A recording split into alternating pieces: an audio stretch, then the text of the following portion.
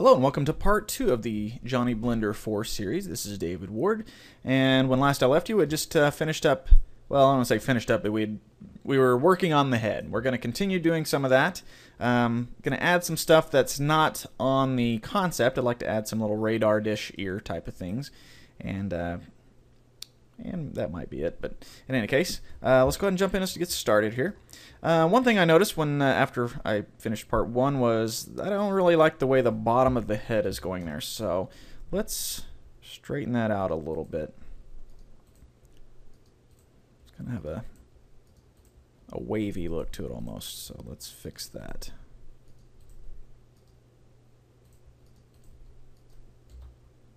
It's a little better. Let's make this the chin, I guess, area come up a little bit. There we go. That'll work. Now the inside here, I'm still in sculpt mode, by the way, so we have the smooth brush still selected. So I'm just going to run that in there just to smooth that out a little bit better, if it'll let me. Yeah, that'll work. Okay, now like I said, I'd like to add some little radar dish things to the side for his ears, as it were.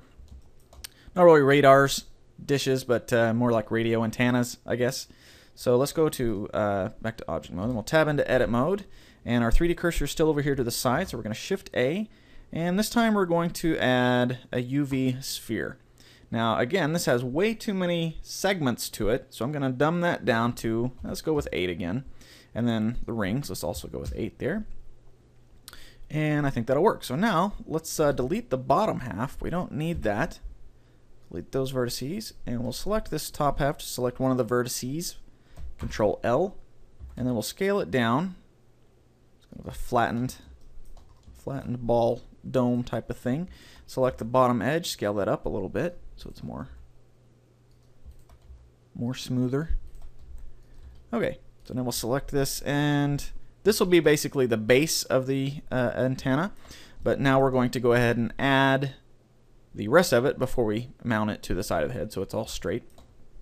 Put our 3D cursor there in the center of this, line it up there, go to our side view, and it's already lined up. Okay, we're going to add a cylinder again, and everything should be fine there. We could change the radius and depth and everything, but we can just do it. We can just do that manually here. So scale it down about to there, and let's just drag it up and select the top of it. Deselect that point there and just drag it up. As you can see, it's smoothing it out, so it's starting to separate a bit on the top and bottom. So just fix that. Just add a loop in there, drag it down, add a loop up here, drag it up. Okay, so that's that. And one thing I would like to add, just for the cartoonish's sake, if that's the word, cartoonishes, the cartoony sake, we'll select that loop. Remember, Control Alt, and then right click on the edge there, and it selects that not the loop per se, but the roll or the row, I guess. And we're going to E to extrude, and just go ahead and right click out and scale that up a little bit, Shift Z, so it's just on the X and Y axes. Scale it up, and then let's select this loop here at the bottom, scale that down, or drag it down, I guess, and then we'll select this loop, extrude it up. What I'm wanting to do is add a very roundish top here, so let's add one loop there. What I did, that's out of the camera view. We don't have any loops here along the middle, so let's add a few in there just to set it up there. Add one loop right here. There we go. And maybe drag this down, just so this is more of a ball shape there on the top. There we go. That'll work. Okay. And then we'll need some, I don't even know what they're called, Doppler rings around it. So, tell you what, let's do. Tab back in edit mode. We still have our 3D cursor centered up where we're wanting it, so let's add this time a torus. And that's basically a donut shape. So this time we're going to change again the segments and everything. We don't need 48, that's way too many. So let's add 16 this time. That should be plenty. And then the exterior radius and the inside radius to determine how fat it is. So we'll change this gonna not doing anything at all, is it? Looks like. Huh. That should be making it smaller and fatter. For some reason it's not. Maybe because we're in edit mode. But in any case, you can hit Alt-S and do the same thing. So we'll do that and scale it down a little bit. Drag it up.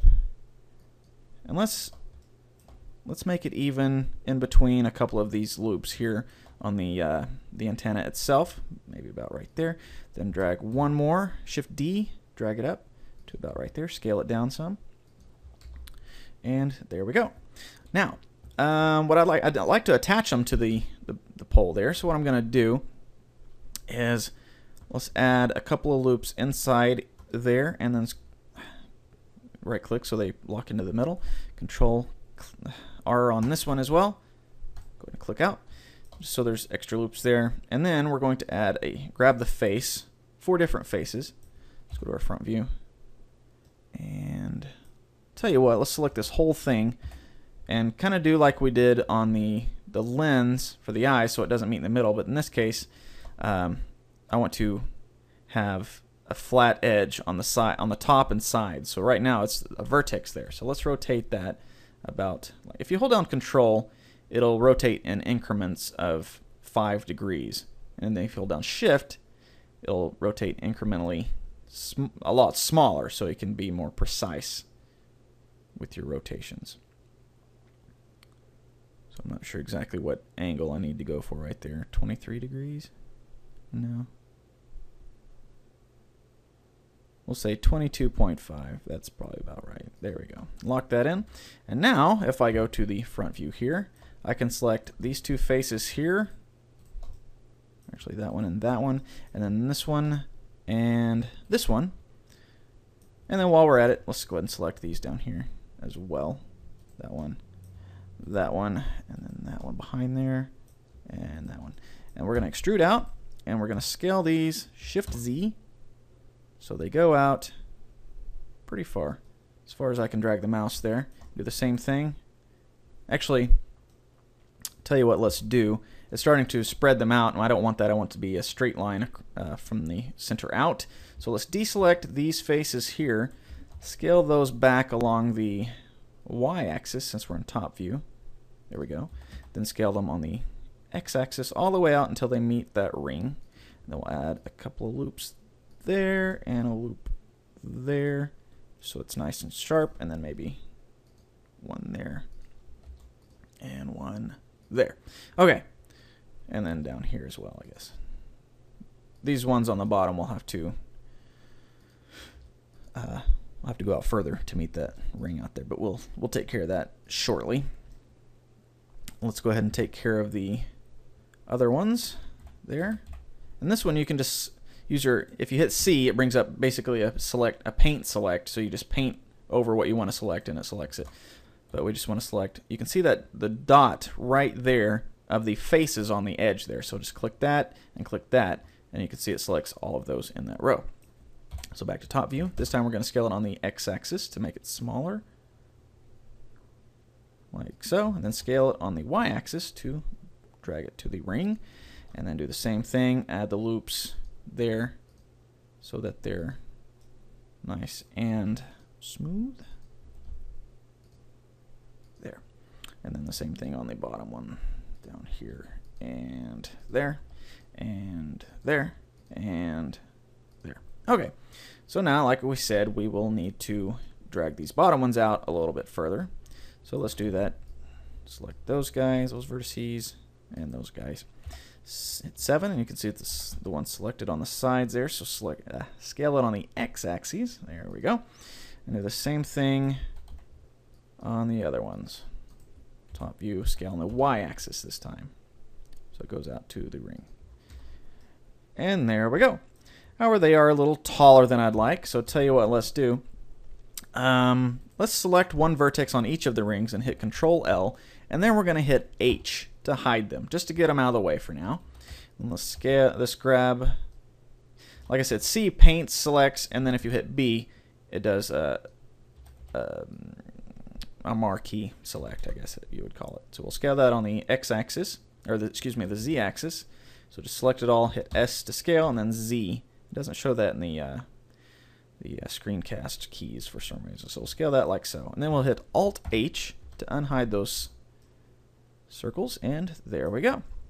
And again, hit smooth to make it smooth shaded.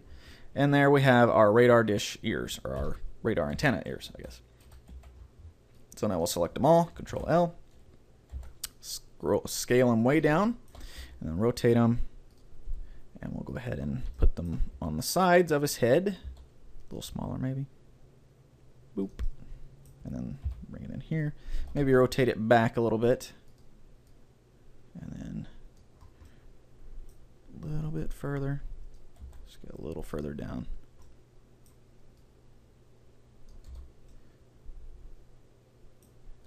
Maybe out just a tad. It's hard to get those lined up on that curved surface.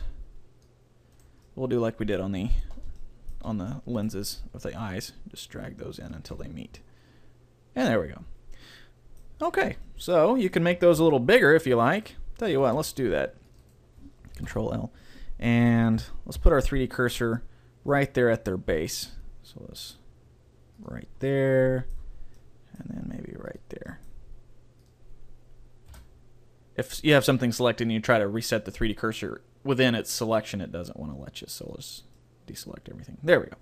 So now, just make sure we select just that, Control L, period, so we're scaling along that, and scale it up some. You can make it really big, which I don't think looks very good, so we'll just make it a little bit bigger. And there we go. So let's go ahead and save that. And I need to pause the recorder. I'll be right back. Okay, and we're back. So now we have the head pretty well situated the way we want. The eyes and ears and mouth, that's pretty much all the head needs, right? So now let's go on down the body. Let's start working on his neck. So the way I want to do that is kind of just a coil of, or not a coil, but well, let's look at the, where'd my concept go? Hold on. Okay, there it is. Yeah, neck looks just like if you've ever looked behind your washer and dryer, the dryer vent hose type of thing, kind of just a metal hose thing. I don't even know what you'd call it, but in any case, it's very flexible, and we'll use that for the neck. So what we need to do is go ahead and add Shift A, and let's put our 3D cursor out here. Shift A, another cylinder. This one we're going to, let's go ahead and change some of the settings over here in the add cylinder section. Set the radius quite a bit further down. Maybe, we'll see what 0.25 looks like. And yeah, that looks pretty good, I think. Now remember, we have to cut this in half because it's going to go like the head into the center where the mirror meets itself. So get rid of half of that. And let's go ahead and drag just that down to meet in the middle. Boom. As soon as we get to the middle, it'll snap. There we go. Okay, so now Control comma, so we're around the median point rather than the 3D cursor. Scale that down, and let's go to our side view and drag it up here, and we're just going to stick it in there. Just put it there on the head like so. And we're going to add a couple of loops in here, at least one, so we get a nice. Actually, tell you what, let's drag that up. Kind of give him a slouched look almost. There we go. And we could add the separations between the metal as a texture, but it'd be a little bit easier if we just do it here and now. So we'll just add a loop there, add a loop right there, and then go in between those two loops right there. Just go ahead and click that in the center. Scale that, Alt-S, scale that down like so. And let's go ahead and set the smoothing, shading to smooth. There we go. Now it has to be selected for it to work, so if you come out of edit mode, for some reason it's not selected, you hit smooth, nothing happens, well, just click on it again, hit smooth again, and it should work. Okay, so let's add one more loop right there on this one. Same thing, right there, Alt-S, scale it down just a bit, like so. And tell you what, let's straighten that, or yeah, rotate that out a little bit so it's not skewed. And then one more about right there, even though that one won't be very visible. And Alt-S. Okay, so that looks pretty good. Tell you what, let's add a couple of more in between there. just so we have something that looks a little bit more like a sectioned metal there, if that makes sense. Alt-S, there we go. And one in here, there. And finally, one down here.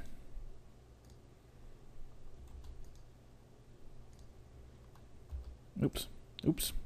Hit Alt-R instead of Alt-S. See what happened there, nothing good. Okay, so there we go. Now if you wanted to make it a little more mechanical steel looking, you could add a couple of more loops there to sharpen those edges up. Like so. You can see how that looks a little bit sharper. So let's do that real quick. Just get all these edges quite a bit sharper. And I tell you what, yeah, I like this idea I just had. Instead of this being a metal sleeve, let's turn it into a rubber sleeve. So it's just like a rubber conduit type of thing where the mechanics of the neck are hidden behind it. And so that way, whenever we go and add a rig to it with a flexible neck, that can act like rubber instead of metal. So it can be flexible and bend and move like rubber would rather than the metal. So that being said, now we can add a little bit more detail to it. Add one loop there and just kind of scale that down a little bit. So it's like a boot around a gear shift. If you've ever driven a standard transmission car, you know what I'm talking about. Just a rubberized cover that's flexible and can move with it. So there we go. Okay, so there we are. There's that. And we'll probably edit that as soon as we get the torso coming down so we can make it a little bit bigger, kind of like the gear shift on a car. It kind of tapers up a little bit. So we'll modify that once we get there. So tell you what, let's do the body as its whole as a whole new mesh, then we'll merge them together later on. So let's put our 3D cursor right there in the middle again. Shift A. This time we're going to go with a cube right there. And same thing, go into edit mode. And we're going to W subdivide it a couple of times, actually 3 times. And then do like we did on the head, just delete this half of vertices. You don't want to select that middle row because that'll delete it. And let me show you what will happen if you select this one. It'll delete that whole piece. Now if you're in face select mode, it'll only delete those faces like so. But we're in vertex select mode, so we just want to delete those guys. Actually, I guess you can still do it if you only delete the faces. So I hit N on accident, got rid of the toolbox there. So if we select all that and hit delete, if we choose faces, it'll only delete half. So like I said before, there's many ways to go about doing something. So now we're going to add a mirror, and again add a subdivision surface, and turn on clipping so everything stays glued to the middle. Drag that up, and let's take a look at our concept again. And just very small torso, very small rib cage. This is kind of the one I'm leaning towards. I know I have a couple of different examples here, but kind of like the proportions of this guy here. So we're going to make it very small chest and rib cage type of thing. And then the spine is going to be just like the neck, just a rubberized, flexible piece. And then the pelvis or hip bone or whatever will also be very small.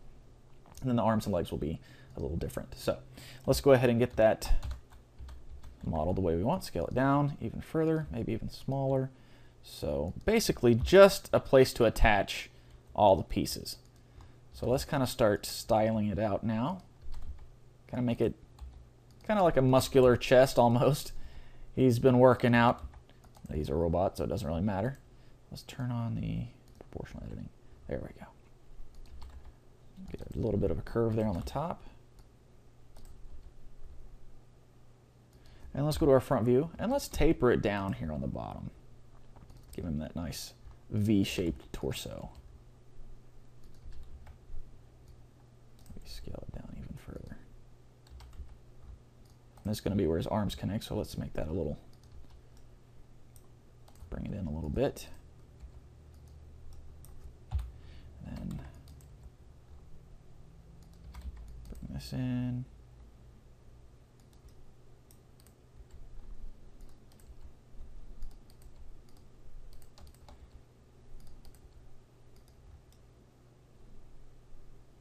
Okay, so that's looking pretty good. Tell you what, let's try the old sculpt mode again, smooth tool.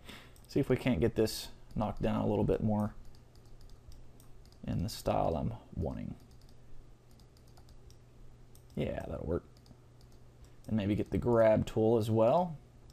The grab tool kind of works in a similar fashion to the proportional editing. It can select one spot and then kind of move all the vertices that are nearby it as well. So we'll move the back of that up just a little bit so it's in line with the curve of the neck. And tab in edit mode, let's smooth that out some. Okay, so now this is a robotic character, so he does need to have some edges. So let's add a loop here at the top.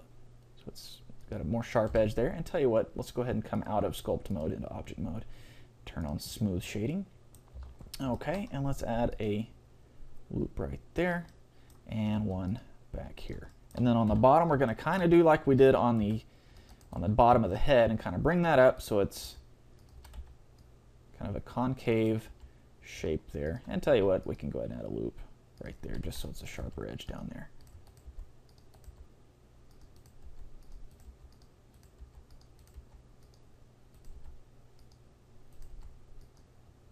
Okay, so that's starting to look all right. I don't really like how this is pooching out there. So let's grab this whole section, just drag it in.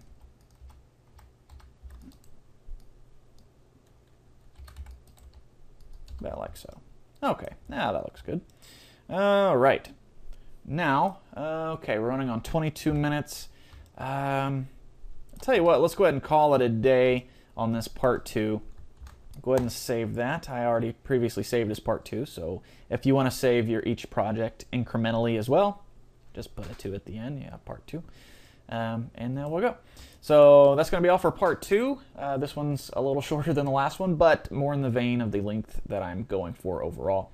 So now you can kind of see the robot starting to take shape.